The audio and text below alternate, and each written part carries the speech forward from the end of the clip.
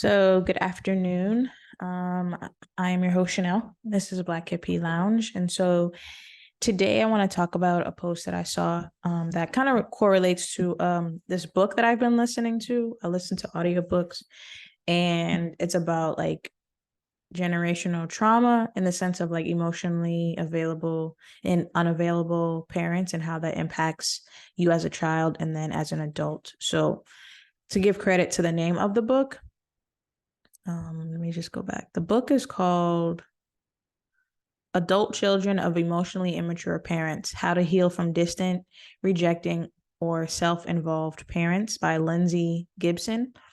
And like I said, I've been listening to it on audio and it's been really great so far. And so just upon like scrolling online, I came across a post that was discussing like generational trauma and how it impacts the next generation and how it shows up and things like that. So I'm going to talk about it. It's from Instagram. The page was My Mental Health Space. And so I'll just kind of read it off and then discuss it. But again, it's an intergenerational trauma. So it's like first generation, second generation, third generation. First generation will be your grandparents. There are some examples like war, natural disasters, colonization, poverty, patriarchism, physically exalting work, cultural genocide, rape, famine, violence, domestic violence, immigration, oppression. Those are things that our grandparents potentially have experienced, and that impacted their parenting style, their behavior, their narrative, and epigenetic changes. So that transferred to second generation, which would be our parents, primary caregivers. So some traumas that they may have experienced: immigration, discrimination, racism, financial stress, loss of a primary caregiver, aggression, sexism, unemployment, acculturation, PTSD, identity loss, domestic violence, untreated mental illnesses. That's a big one. Repressed emotions. That's a big one. Addiction. That's a big one. Abuse and abandonment. So again, those things impacted their parenting style, their behavior, and their narrative. And so it comes down to people like me and you. But it doesn't have to be just me and you, because people of all generations listen to this, but it goes down to the third generation, which would include myself, the children, you. Things that we experience: anxiety, depression, perfectionism, anxiety, again, burnout, addiction, people pleasing, emotional numbing, identity issues, codependency, attachment issues, relationship issues, PTSD, low self-esteem, approval seeking. And I think a lot of that just stems from not just the generations before you in their parenting style, but also because we are a part of that time with social media and how that impacted like how people view themselves and mental health and anxiety and things like that. So those are like the three generations that we're going to talk about in the intergenerational trauma. And so I'm just going to read a little bit of what it says like under her message before I get into defining what intergenerational trauma is. So opening spaces to understand what intergenerational trauma, also called generational or multi-generational trauma, is and how it affects further generations and is passed down. Please note that the examples in the post are, of course, not complete and oversimplified. So what is intergenerational trauma and how is it passed down? So intergenerational trauma is when trauma is passed down through generations, not only affecting the person who experienced the trauma, but also the next generations. This occurs when a parent experiences, for example, adverse childhood experiences, which are also like called ACEs, racial trauma, discrimination, war, natural disasters. A lot of things that I mentioned before are forms of trauma. Research has shown that the trauma experienced by, like, for example, refugee, residential school, Holocaust survivor, impact populations for generations after the traumatic event. And research is still trying to understand the mechanisms of the transmission fully. But it has been shown that the trauma is passed down on different levels through the way parents behave and raise their children, but also through epigenetic changes. And so I definitely believe that like you can pass down trauma, even not just through your parenting style, but like the mom herself. It's been shown that when a woman is pregnant with her child or children, like it's very important to not be stressed. It's important not to experience trauma during that time because it can be passed down. That's just how the body is made and how it works. Like you literally pass down things like everything that you experience, your child is experiencing it with you. So it's very important to maintain like clarity and positive experiences, especially during your pregnancy, but also throughout like being a parent, because it impacts your children and yourself and the way that that child is not only raised, but just like how they, what the type of person that they become as an adult, and the various forms of trauma that they may experience while, you know, being raised by the parent.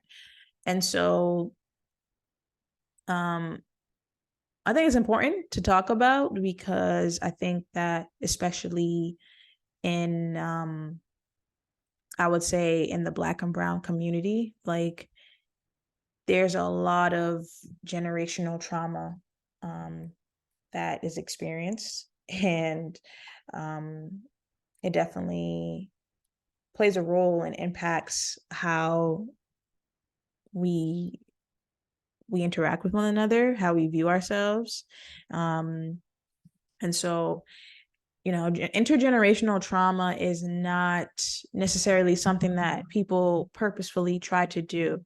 So, you know, I don't think that the parents are trying to do it. It's just a lot of it is like survival mode and just learn, like when the way you're raised, that's all you know. And so as adults, you get into the world and then you're trying to figure out like, do I want to continue using the strategies and the way that I was raised, or do I want to explore something else? And upon exploring it, I think that that's kind of what we people of my generation are doing, is like we are exploring other ways to parent ourselves and to raise ourselves and to interact with one another in society. And so I think that sometimes we do need to be given a little bit more, like, I don't want to say credit, but at least some more leniency as far as like us even trying to do that, because it's not easy. And so yeah, I think that, you know, like credit can be given for that, right? And so I think that also credit can be given just to the generations before us also, because they obviously experienced certain things that we didn't necessarily experience in our generation. But at the same time, like at the end of the day, everyone has experienced some form of trauma. Every generation, our generation currently, the generation before us, and the generation before them, and before them, and before them, it's kind of almost inevitable to avoid that. But the point is, like, what are we doing with the trauma? Are we just kind of sitting in it and letting it impact our lives, or are we using it as a stepping stone to like make some changes? And I think that that's the difference between the generations, especially the second and third generation, is that I think that, like, when it says about the first generation being your grandparents, I think that they were very much in survival mode and very much still experiencing a lot of traumatic things. Again, every generation has experienced traumatic things, but their trauma was very different from what we were experiencing today and what our parents experienced. And so that's to not be like discredited. Like they experienced some very traumatic things. And so I think that their mindset was survival, of just getting out of that and how to take care of our parents. And so our parents, in turn, I think that, again, not all, because every family was different, but just like a basis of like how they've studied people who were raised in the 70s, late 60s, 70s, and the 80s, right? That there were great times, but there was also times of trauma, because whether it be with, like it said, like addiction and things like that, and how it impacted the homes, and impacted someone's childhood and how it impacted their mentality, and then what they chose to do with that and how they chose to deal with it. And I think that a lot of the times, like, people of our generation, we are very much more open to doing trauma healing in forms of like therapy, and just like in therapy, not just like one-on-one conversations, but all forms of therapy. Like, we do a lot of herbal therapy and just things like that, and just different, where I think that we're a little bit more open to explore things and try new things, versus like coming from the generation before, is like they kind of just know this is what works, this is what we used to do, and they just go with it. And it's not necessarily anything wrong with that, but there also could benefit from just exploring other options and like expanding and realizing that there's other ways to handle things. And I think that the most important factor of all of this is that understanding that for each generation, like our parents, our grandparents, and us who are now becoming parents, and when we become parents and stuff like that, is how we handle things. Because I think personally, like, using the excuse of that's not how I was raised or that's how I was raised is not really suitable to continue on the trauma. And even if you're not doing exactly what your parent did before you, if you're still like enforcing some form of trauma on your child, it's not like, you don't get like, oh, well, at least I didn't do that. You know what I mean? Like, okay, but you're still doing something. So that's to be explored, and that's to be, addressed. And again, nobody's perfect. No one's saying that there's ever going to be a generation that doesn't impose some form of trauma, because some of it is just unavoidable, because we can't avoid, like, our generation. Like, we had 9/11, we had COVID, we had the wars, we had all that stuff, and it's still stuff going on, and there's still going to be probably more stuff going on. And those are really impactful things that like transformed the way that the world is. And I think that I know I can really say, like, during COVID, I think that it was easy for adults to be like kind of focused on themselves in terms of like, oh, well, this is impacting me to go to work, or I'm not having work or something like that. But also, I think that a lot of times, just from at that time, I was working with kids, I was working in the high schools, and it wasn't even really highlighted that like this is affecting the kids too. Like, I can't imagine being like, yeah, it would be quote unquote like a dream to like, oh, we don't have to go to school. Like, we just can do our school work from home and like be virtual. But at the same time, you're in a developing stage in life where you need that social interaction physically, and like to see your friends and to interact with your friends and hug your friends and hang out with your friends, and to just have that basically swept from under you, and having no real deadline of when that would end and if it would end. And it's still just how it changed things. A lot of people didn't get to graduate like the way that everybody else graduates. Like, they're doing virtual graduations, not getting cap and gowns, not walking. So things like that, like, some people might not view that as trauma. It's like, oh, that's just how life is. But like, at the same time, no, that is kind of traumatic. Not traumatic, but it's a form of like change, and it's a result of trauma, if that makes sense, because of the way that COVID impacted things. A lot of people didn't experience some things that you can't go backwards. Like, it's just like prom. Like, if you miss your prom, you can't go back. Like, typically you can't. Graduation, like, they're not going to hold another graduation. It's not the same. So once you miss it, it's done.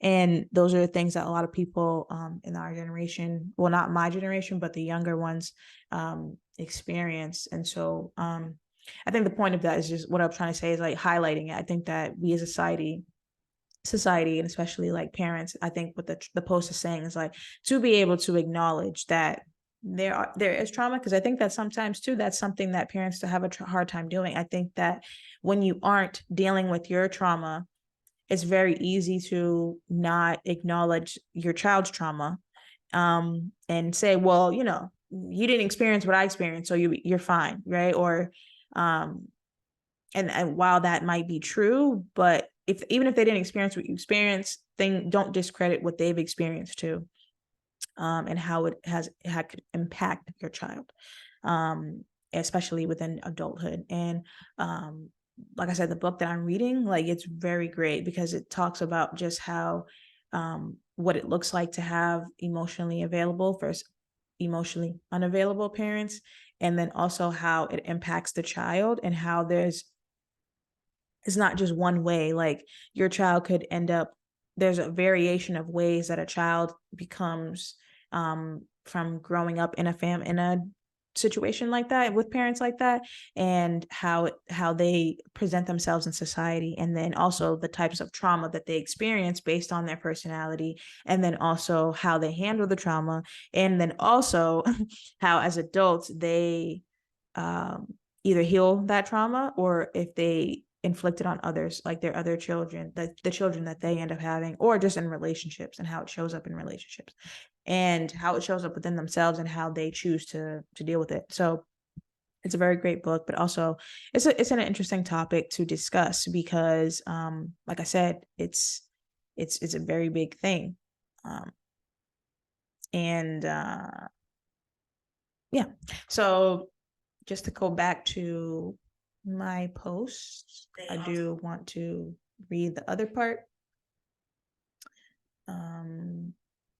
So some forms of like healing generational trauma may include acknowledging the trauma, breaking the silence, denial and neglect, asking questions and having difficult conversations, which I think in Black and brown communities, like families, that's not always easy. I think that a lot of times things are swept under the rug and neglected, and you're just kind of, it's not even our fault. Like it's not even your parents or your grandparents' fault. It goes way back to just like how, again, like terms of survival, like slavery and things like that. Like you think about like our ancestors were being raped, and like you could have a baby and your baby's getting taken away from you. Like you don't even know what your baby looks like, or you didn't even get to hug your baby or kiss your baby, or the chance to breastfeed your baby, nothing. And like the baby is gone. Like you have no way of tracking where your child is, and that's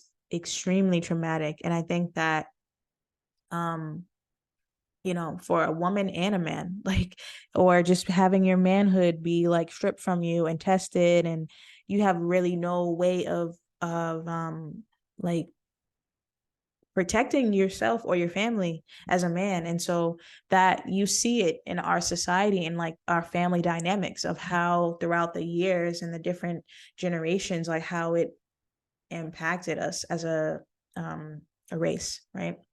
And so again, like my point of highlighting all this is like saying like it's not necessarily like, I'm not saying like, oh, your parents are this or your grandparents are that. It's just more so highlighting how our generation can make a difference moving forward, like for the next generations. And our grandparents, if your grandparents still alive, they could still make changes. Your parents definitely could still make changes. It's really like at the end of the day, any form of healing of trauma is up to the person. If they want to heal, they want to receive that type of help, then they should definitely do it. But it's really up to the person.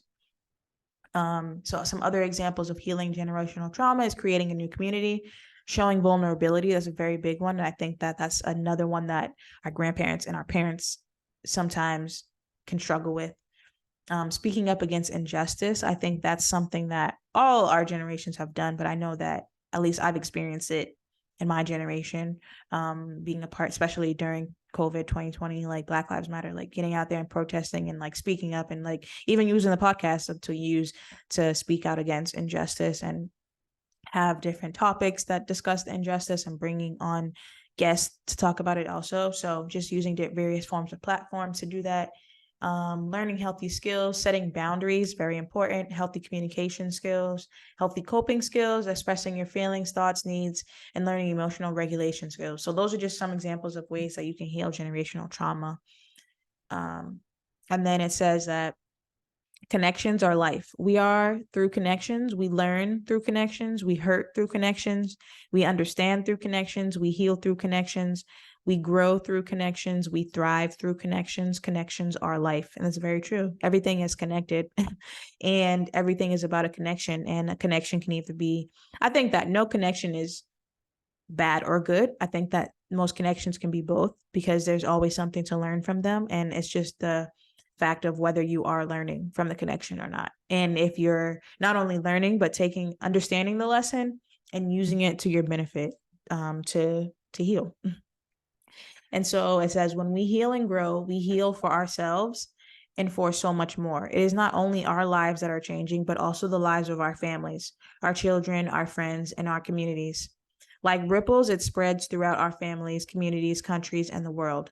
Healing and growth is really about changing the future of humanity. And I think that's very true. I think that we have a long way to go, I think, with healing. I think we've done a lot of healing, more so like personally. And like sometimes through family stuff, but I think there's still a lot more work to do in that aspect. But again, I think it's all about whether people are open and vulnerable, and if they're willing to not only, I think the biggest thing I've learned, I think when it comes to healing, especially in families, is that like if it starts with the grandparents, right? And if the grandparents might have done things that your parents were affected by and received some form of trauma from, and maybe throughout their childhood and parts of their adulthood, they felt like that trauma was not acknowledged, and acknowledged in terms of like actually saying that, yes, this happened, but also like apologizing for it. And I think that also not just apologizing for, but making some changes, like seeing your grandparents make changes. But I think that the biggest thing with that is like the apology is almost not worth anything if the person that's receiving the apology is not willing to accept it and then move forward from it. Because I think that sometimes when we face trauma, it's easier to say like, this happened to me, this happened to me, this happened to me, and I owe it, get the apology. But what do you do after you get the apology? Do you still hold on to the trauma, or are you willing to let it go? Because if you're not willing to let the trauma go and you're still going to hold on to it and make that almost a part of your identity, it defeats the purpose of the person apologizing, and it's still going to affect the next generation because you're still holding on to that. Again, like I've said in many episodes, and I've done an episode, it's called Pack Light. You know, it's very true. When you hold on to baggage, you can't go far.